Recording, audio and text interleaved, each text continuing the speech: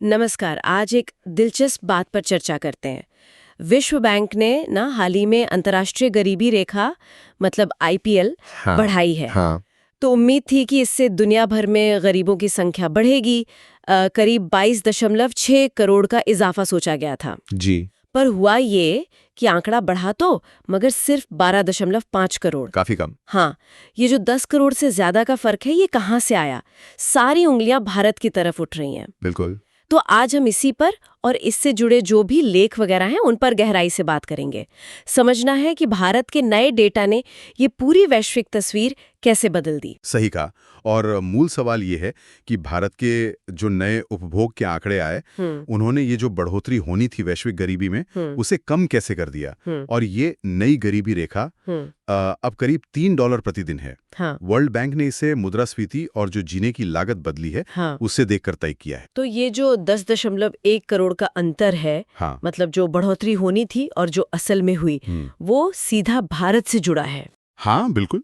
जैसे ही विश्व बैंक ने भारत का नया अपडेटेड डेटा शामिल किया, पूरा हिसाब ही बदल गया। लेकिन ये हुआ कैसे? मतलब क्या बदला भारत के डेटा में? देखिए, पहले ये समझना होगा कि ये अंतर्राष्ट्रीय गरीबी रेखा आईपीएल है क्या। ये बेसिकली वो कम से कम आमदनी है जो किसी को अपनी बुनियादी जरूरतें पूरी करने के लिए चाहिए। अच्छा। और इसे परचेजिंग पावर पैरिटीज मतलब पीपीपी के हिसाब से एडजस्ट करते हैं ताकि अलग अलग देशों में तुलना हो सके। ओके। और जब महंगाई बढ़ती है या जीने का खर्चा बदलता है तो ये रेखा भी बदल जाती है, जैसे अभी हाल में हुआ। समझ गए। और भारत के केस में बड़ा बदलाव आंकड़े जमा करने के तरीके में आया है ना? भारत कई सालों तक वो 2011-12 वाले पुराने सर्वे के डेटा पर ही चल रहा था। जी हाँ बिल्कुल। और फिर 2023 में नया डेटा आया और सिर्फ डेटा नहीं, तरीका भी बदला। वो यूआरपी से एमएमआरपी वाला चक्कर। हाँ, यूनिफॉर्म रेफरेंस पीरियड से मॉडिफाइड मिक्स्ड रिकॉल पीरियड पर आ गए। देखिए, पुरानी जो यूआरपी मेथड थी उसमें लोग पूरे महीने का खर्चा एक साथ याद करके बताते थे। रोजमर्रा की चीजों का सही अंदाजा लगाना मुश्किल हो जाता था। जाहिर है। ये जो नई एमएमआरपी पद्धति है, इसे ज्यादा सटीक माना जाता है। इसमें जो चीजें हम जल्दी जल्दी खरीदते हैं, जैसे दूध, सब्जी, रोज की चीजें, हाँ, उनके लिए छोटा रिकॉल पीरियड होता है। जैसे पिछले 7 दिन का बता दो तो लोगों को खर्च बेहतर याद रहता है। सही बात है। पिछले महीने कितना खर्च किया याद रखना मुश्किल है, पर पिछले हफ्ते का शायद बता दें। बिल्कुल।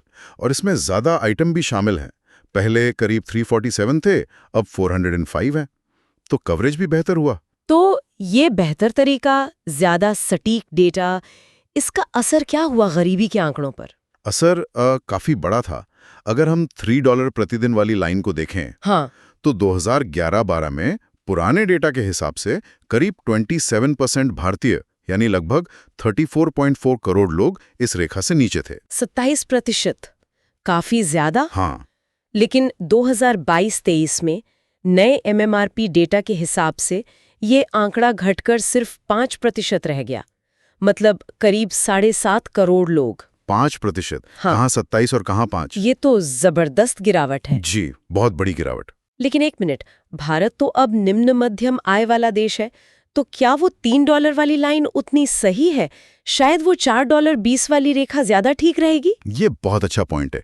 अगर हम $4.20 वाली रेखा को देखें, जो निम्न मध्यम आय वाले देशों के लिए ज्यादा प्रासंगिक मानी जाती है, हाँ, तो उसके हिसाब से भी गरीबी 2011-12 के करीब 58% से घटकर 2022 में लगभग 24% पर आ गई। 58 से 24। जी यहाँ भी भारी कमी है। बिल्कुल। हाँ, ये ध्यान रखना जरूरी है कि पुरानी यूआरपी और नई एमएमआरपी का डेटा एकदम सीधे सीधे तुलना करने लायक नहीं है, क्योंकि तरीके अलग हैं। हाँ, वो तो है। पर जो ट्रेंड है, जो रुझान है, वो एकदम साफ है। गरीबी में बहुत तेजी से कमी आई है। कहीं ऐसा तो नहीं कि बस गिनती का तरीका सुधर गया और जमीन पर कुछ बदला ही नहीं? नहीं, ऐसा बिल्कुल नहीं है। ये सिर्फ बेहतर गिनती का मामला नहीं है। इसके पीछे ठोस वजह हैं। जैसे कि? जैसे तेज आर्थिक विकास, सरकार की कल्याणकारी योजनाएं। आपने नाम सुने होंगे, पीएम आवास योजना, उज्ज्वला, जनधन खाते, आयुष्मान भारत। हाँ, काफी योजनाएं हैं। फिर डायरेक्ट बेनिफिट ट्रांसफर यानी डीबीटी का बढ़ता इस्तेमाल। डिजिटल सेवाएं बढ़ी हैं, गांव में इंफ्रास्ट्रक्चर बेहतर हुआ है, मजदूरी भी बढ़ी है। इन सब का असर हुआ है। और कुछ राज्यों ने शायद ज्यादा अच्छा किया है। हाँ बिल्कुल। उत्तर प्रदेश, बिहार, महाराष्ट्र, मध्य प्रदेश, राजस्थान, इन राज्यों में गरीबी में काफी कमी देखी गई है। अच्छा, तो कुल मिलाकर बात ये है कि भारत ने अकेले दम पर दुनिया की गरीबी खत्म नहीं कर दी, नहीं, ऐसा नहीं। लेकिन भारत के जो सुधरे हुए ज्यादा सही आंकड़े आए, उन्होंने गरीबी रेखा बढ़ने से जो एक बड़ा उछाल आने वाला था ना वैश्विक गरीबी में, उसको काफी हद तक रोक दिया। एकदम सही। और ये हमें एक बहुत बड़ा सबक सिखाता है कि असलियत को समझने के लिए और जो प्रगति हो रही है उसे सही से ट्रैक करने के लिए सटीक, ताज़ा डेटा और मजबूत सर्वे के तरीके कितने ज्यादा जरूरी हैं। जब आप डेटा को सही करते हैं तो पूरी कहानी ही बदल सकती है। तो संक्षेप में कहें तो विश्व बैंक की नई गरीबी रेखा से वैश्विक आंकड़े बढ़ने की उम्मीद थी, पर भारत के अपडेटेड और बेहतर डेटा ने इस बढ़ोतरी को उम्मीद से बहुत कम कर दिया, और ये दिखाता है कि सही माप कितना जरूरी है। बिल्कुल, और ये हमें सोचने पर मजबूर करता है। अगर दुनिया के सारे देश, खासकर जब बात बुनियादी जरूरतों और आर्थिक स्थिति की हो, अगर सब इसी तरह ज्यादा सटीक और नियमित डेटा कलेक्शन के तरीके अपना लें, हाँ, तो वैश्विक स्तर पर हमारी समझ और कौन-कौन से ट्रेंड्स में एक नाटकीय बदलाव आ सकता है, ये सोचने वाली बात है।